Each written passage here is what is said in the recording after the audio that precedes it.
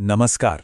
कभी सोचा है आज की इस भाग-दौड़ और टेंशन भरी दुनिया में मन की शांति कैसे मिले? आज हम एक ऐसे ही प्राचीन दर्शन स्टोइकवाद को समझने वाले हैं जो शायद इस सवाल का जवाब दे सकता है। तो एक सवाल से शुरू करते हैं जो हम सबके मन में कभी ना कभी आता ही है। चारों तरफ इतनी उथल-पुथल, इतने तनाव के बीच कोई शांत और स्थिर कैसे रह सकता है? और इसका जवाब शायद हमें स्टोइकवाद में मिल सकता है। ये एक बहुत पुराना ग्रीक दर्शन है जो हमें सिखाता है कि बाहर चाहे जो भी तूफान चल रहा हो, हम अपने अंदर शांति और मजबूती कैसे बनाए रख सकते हैं। इसे कोई भारी भरकम किताबी फिलॉसफी मत समझिए। सोचिए, ये आपके दिमाग के लिए एक ऑपरेटिंग सिस्टम जैसा है, सोचने का, दुनिया को देखने का एक प्रैक्टिकल तरीका।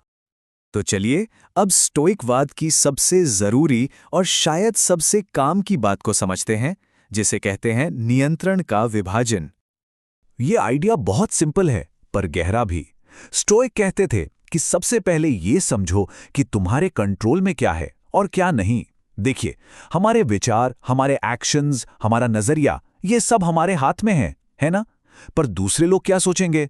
मौसम कैसा रहेगा या जो कल हो चुका, क्या हम उसे बदल सकते हैं? नहीं, बिल्कुल नहीं। तो इसका मतलब क्या हुआ?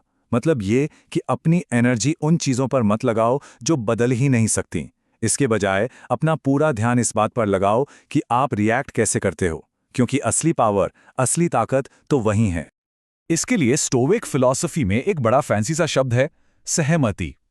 इसका सीधा सा मतलब है वो पल जब हम किसी सोच को हाँ या ना कहते हैं, उसे अपनाते हैं।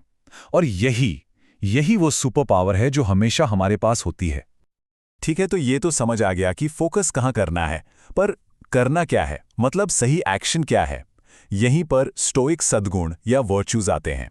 ये एक तरह से हमारे लिए नैतिक कंपस का काम करते हैं। सिर्फ 4 स्टोइकवाद कहता है कि एक अच्छी जिंदगी जीने के लिए आपको सिर्फ इन 4 पिलोज पर टिके रहना है। ये 4 गुण हैं। पहला, विवेक, यानी सही गलत की समझ। दूसरा, साहस, मुश्किलों से भागना नहीं, उनका सामना करना। तीसरा, न्याय, यानी सबके साथ फेयर रहना। और चौथा, आत्मनियंत्रण, मतलब अपनी भावनाओं और इच्छाओं के गुलाम न बनना। और यहां एक बहुत मजेदार बात है, स्टोइक ये नहीं मानते थे कि ये चारों गुण अलग अलग हैं। नहीं, उनका मानना था कि ये सब एक ही चीज के अलग अलग रूप हैं, ज्ञान। अगर आपके पास एक है तो बाकी सब अपने आप आ जाते हैं। और पता है स्टोइकवाद की सबसे कूल बात क्या है? ये कोई अमीरों या पढ़े लिखे लोगों की फिलॉसफी नहीं थी। चलिए देखते हैं इसके कुछ सबसे बड़े गुरुओं को, जो एक गुलाम से लेकर एक सम्राट तक थे। इस फिलॉसफी का सफर देखिए, करीब 500 साल का।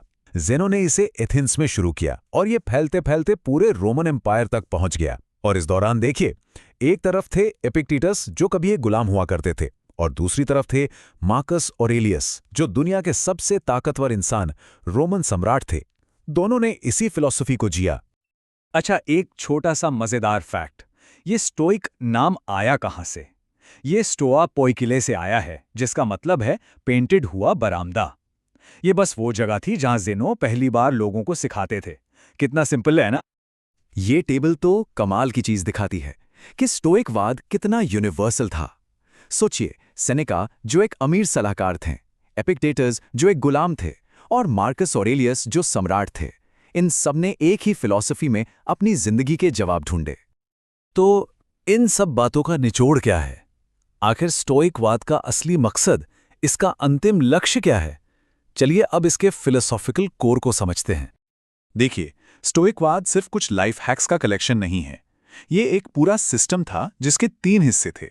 फिजिक्स, यानी ये दुनिया और ब्रह्मांड कैसे काम करता है। लॉजिक, यानी साफ साफ कैसे सोचा जाए। और एथिक्स, यानी सही जिंदगी कैसे जी जाए। पुराने स्टोइक्स ने इसे समझाने के लिए एक खेत का बड़ा अच्छा उदाहरण दिया। सोचिए, लॉजिक उस खेत के चारों ओर की दीवार है जो उसे बचाती है। फिजिक्स वो जमीन है जिस पर सब कुछ उगता है। और एथिक्स वो मीठा फल है जो उस खेत में उगता है, और वही हमारा असली मकसद है। तो ये फल आखिर है क्या? स्टोइकवाद का अंतिम लक्ष्य, जिसे वो टीलॉस कहते थे, वो है प्रकृति के साथ तालमेल में जीना। अब ये सुनने में थोड़ा अजीब लग सकता है ना, प्रकृति के साथ जीना, इसका मतलब क्या है? इसका सीधा सा मतलब है ये मानना कि इस यूनिवर्स में, इस ब्रह्मांड में एक लॉजिक है, एक ऑर्डर है और हमारा काम बस अपनी जिंदगी को, अपने तर्क को उस बड़े ऑर्डर के साथ मिलाना है। ठीक वैसे ही जैसे एक म्यूजिशियन पूरे ऑर्केस्ट्रा के साथ अपनी धुन मिलाता है।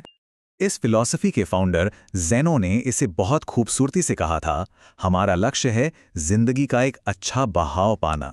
मतलब एक ऐसी स्टेट जहां कोई अंदरूनी खींचतान न हो, बस एक शांतिपूर्ण बहाव हो। और ये हमें स्टोइकवाद के सबसे कह सकते हैं सबसे क्रांतिकारी आइडिया पर लाता है। स्टोइक्स का मानना था कि सिर्फ एक ही चीज है जो सच में अच्छी है, और वो है हमारा सद्गुण, हमारा कैरेक्टर। बाकी सब चीजें जैसे सेहत, पैसा, नाम, ये सब इनडिफरेंट हैं, मतलब ना अच्छी हैं ना बुरी। असली खुशी के लिए इनकी जरूरत नहीं है, वो तो अंदर से आती है। तो मैं आपको इसी सवाल के साथ छोड़ता हूं, अपनी प्रकृति के साथ तालमेल में जीने का क्या मतलब है, इस पर सोचिएगा। यह सिर्फ एक पुराना दार्शनिक सवाल नहीं है, बल्कि एक बहुत ही पर्सनल, बहुत ही गहरा सवाल है।